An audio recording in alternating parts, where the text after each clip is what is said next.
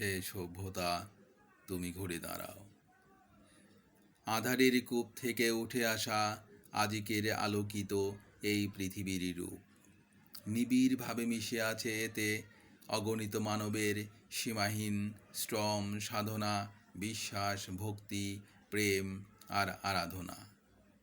প্রকৃতি এবং তার কর্তার প্রতি মানবের এই অভেদ্য প্রেমই সৃজিয়াছে আজিকের দৃশ্যত এই মানব সভ্যতা। বিশ্বাস, ভক্তি, প্রেমহীন প্রকৃতি আজ বড্ড বিভীষিকাময়। অগ্নিহুঙ্কারে স্রষ্টার চোখে ভাসে করুণাক্ষী। হে সভ্যতা, তুমি ঘুরে দাঁড়াও।